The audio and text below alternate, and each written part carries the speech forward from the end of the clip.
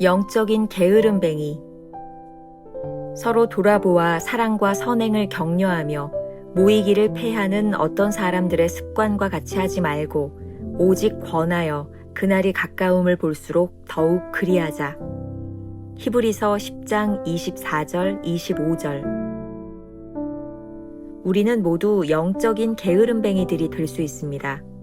우리는 험하고 거친 인생을 원하지 않으며 우리의 단 한 가지 목적은 안일한 삶입니다.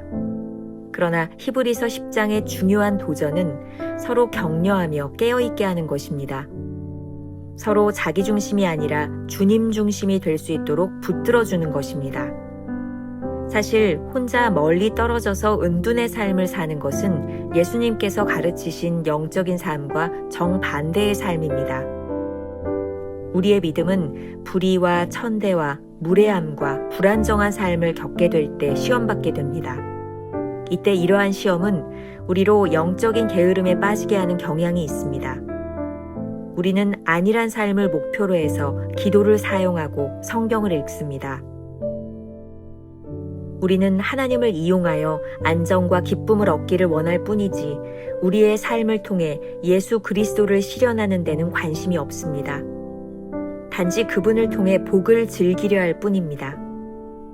이것이 바로 잘못된 방향으로 나아가는 첫 단계입니다. 이러한 모든 안정과 기쁨은 바른 길을 걸을 때의 부수적인 열매여야 하지 우리가 그러한 것을 근본적인 목적으로 삼아서는 안 됩니다. 베드로는 너희를 일깨워 생각나게 함이 옳은 줄로 여기노니 라고 말합니다. 영적으로 충만한 하나님의 사람에 의해 우리의 옆구리를 찔린다는 것은 가장 귀찮은 일입니다. 적극적으로 일하는 것과 영적 활동은 분명히 다른데 성도들이 적극적으로 일하는 것을 영적 활동으로 착각합니다. 영적 게으름에 빠지면 자극받는 것을 싫어하며 영적인 면에서 격리된 삶을 살거나 은퇴하는 것만을 고집합니다. 그러나 예수님은 절대로 격리된 삶이나 영적 은퇴를 권장하신 적이 없습니다. 오히려 서로 깨어날 수 있도록 옆구리를 찔러야 하는 것입니다. 가서 내 형제들에게 가라 하라. 김병선 목사의 매일 만나 365, 오늘은 7월 10일 영적인 게으름뱅이라는 제목으로 말씀을 함께 나누겠습니다. 첫 번째 주제, 잘못된 목적. 오늘부터 우리는 3일에 걸쳐서 그리스도를 삶에 실현하는 문제에 대하여 묵상하게 될 것입니다. 오늘은 첫 번째로 그리스도를 실현하는 것과 자아를 실현하는 것이 정반대의 개념임을 배우게 될 것입니다. 그리고 영적 게으름이 자아 실현과 관계에 있다는 것을 살펴보게 될 것입니다. 만일 우리 인생의 목적이 안전한 삶이라면 우리는 모두 영적 게으름뱅이가 될 개연성을 가지고 있습니다. 오늘 본문 말씀은 우리로 하여금 안일한 삶에 빠지지 말고 서로를 격려하며 깨어 있을 것을 촉구하고 있습니다. 히브리서 10장 24절과 25절. 서로 돌아보아 사랑과 선행을 격려하며 모이기를 패하는 어떤 사람들의 습관과 같이 하지 말고 오직 권하여 그날이 가까움을 볼수록 더욱 그리하자. 왜 이렇게 서로를 격려해야 할까요? 우리 삶이 개인적인 안정을 이루는 것이라면 이런 권면은 필요 없습니다. 하지만 그리스도를 중심으로 함께 살아가기 위해서는 서로를 붙들어줘야 합니다. 디트리 보네퍼의 성도의 공동생활에 보면 이 점을 분명하게 강조하고 있습니다. 제가 좀 읽어드릴게요. 그리스도인은 자신에게 하나님의 말씀을 말해줄 다른 그리스도인을 필요로 하며 그가 회의와 절망에 빠질 때마다 다른 그리스도인을 필요로 하게 됩니다. 왜냐하면 진리를 기만하지 않고서야 자신의 힘으로 자신을 돕는다는 것은 불가능하기 때문입니다. 그는 거룩한 구원의 말씀을 담아서 전해줄 형제를 필요로 합니다. 우리 자신의 마음속에 계시는 그리스도는 형제의 말씀 속에 계신 그리스도보다 약합니다. 우리 마음속에 계시는 그리스도는 불확실하지만 형제의 말씀 속에 계시는 그리스도는 확실합니다. 성도들의 권면이 필요한 이유죠. 챔버스는 이렇게 이야기합니다. 사실 혼자 멀리 떨어져서 은둔의 삶을 사는 것은 예수님께서 가르치신 영적인 삶과 정반대의 삶입니다. 그러니 우리의 목적을 분명히 해야 합니다. 목적이 분명하면 삶이 분명해지고 영적으로 분명한 삶은 게으름으로 빠질 일이 없을 것입니다. 우리의 믿음은 불의와 불안정한 삶 속에서 시험을 받습니다. 이러한 시험은 우리를 영적 게으름으로 빠지게 하는 경향이 있습니다. 왜일까요? 다시 처음으로 돌아가 안일함이 우리 인생의 목적이 된다면 이와 같은 시험에 맞서 싸우려고 하지 않을 것입니다. 자신의 안전을 위해 뒤로 물러나 주저앉거나 숨어서 아무것도 하지 않으려고 할 것이기 때문입니다. 오늘 우리가 기억해야 될 한 줄 노트. 인생의 목적이 안일함이 아니라는 말은 불의 가운데서 싸울 각오가 되어 있다는 뜻입니다. 두 번째 주제, 영적 생동감. 영적 게으름에 빠진 사람들은 흔히 안일한 삶의 목표를 위해 기도를 사용하고 성경을 읽음으로써 자신을 속입니다. 이 말이 어떻게 들릴지 모르겠습니다. 기도와 성경을 읽는 것이 영적 게으름이 될 수 있다는 것이 말입니다. 챔버스는 이렇게 지적합니다.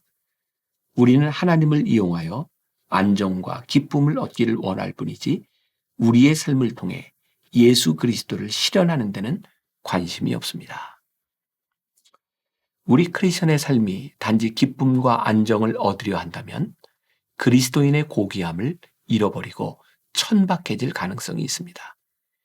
기쁨과 안정을 인생의 목적으로 삼는다면 그리스도께서 고난과 험지로 우리를 인도하실 때 순종하지 않을 테니 말입니다. 순종하지 않는 삶에는 영적 생동감이 없습니다. 꼭 기억해야 할 것이 있습니다. 우리가 누리는 기쁨과 안정은 바른 길을 걸으며 부수적으로 얻어지는 열매이지 그것이 우리의 근본적인 목적이 되어서는 안 된다는 사실입니다. 디모데 성경연구원에서 사람을 세우는 사람 231호에서 게으름을 극복하라 라는 글이 나오고 있는데 사사기 4장에 드보라 사사에 관한 이야기가 나옵니다. 드보라의 종려나무를 설명한 부분이 아주 인상적이었습니다. 그 부분을 좀 소개해 보려고 합니다. 사사기 4장을 보면 한 여인이 등장한다. 사람들은 그녀를 이야기할 때 하나님은 얼마나 사람이 없었으면 여자를 사사로 세웠을까라고 오해한다. 그러나 그녀의 평범 속에서 그녀만의 비범함을 발견할 수 있는데 그것은 사사기 4장 5절에 나오는 드보라의 종려나무라는 구절에서이다.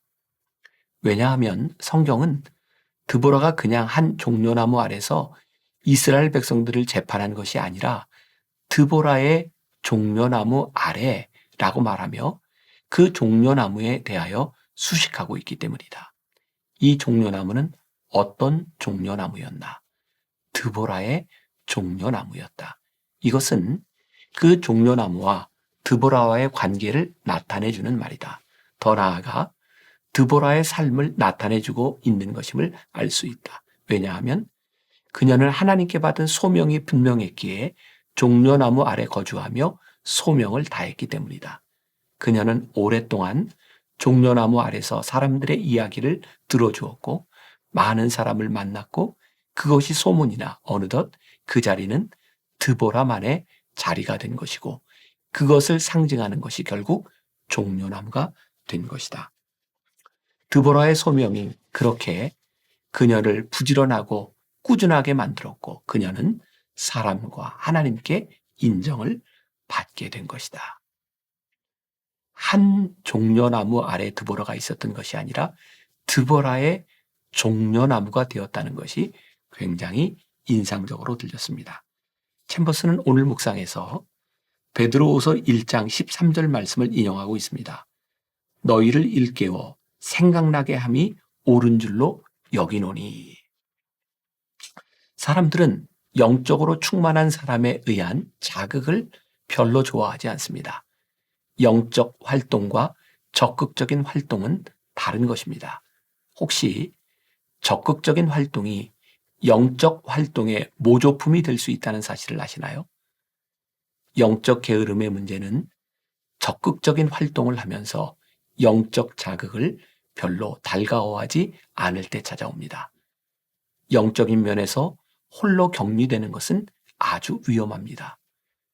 영적 은퇴란 존재하지 않습니다. 항상 깨어 있어야 합니다. 아니, 오히려 서로 깨어 있을 수 있도록 옆구리를 찌르며 격려해야 합니다. 영적 게으름뱅이가 되지 않도록 늘 주의하십시오. 우리가 기억해야 될 한 줄 노트. 영적 자극에 민감해야 영적 게으름에 빠지지 않습니다. 오늘 하루 이런 질문을 가지고 살아봅시다. 열정적으로 활동한다고 해서 영적으로 문제가 없다고 착각하고 있지는 않습니까? 기도하겠습니다. 오늘 챔버스의 묵상을 통해 우리들에게 무섭게 경고하고 있는 말씀을 듣게 됩니다. 혹시 우리는 영적 게으름뱅이가 되어지지 않았는지, 영적으로 민감함이 무디어져 하나님의 말씀을 듣지 못하고 살아가는 것은 아닌지, 또 하나 무섭게 다가오는 것은 우리들이 열정적인 활동을 하는 것으로 영적으로 민감하다고 착각하고 있는 것은 아닌지 오늘 깨닫게 하셨사오니 우리들의 적극적인 활동보다 하나님 앞에서 영적으로 민감해질 수 있도록 하나님의 음성을 들으며 살아갈 수 있도록 도와주시고 또 그렇게 살아가려는 의지를 하나님께 드리며 또 승리하는 하루를 살아갈 수 있도록 인도하여 주옵소서. 예수님의 이름으로 기도했습니다. 아멘.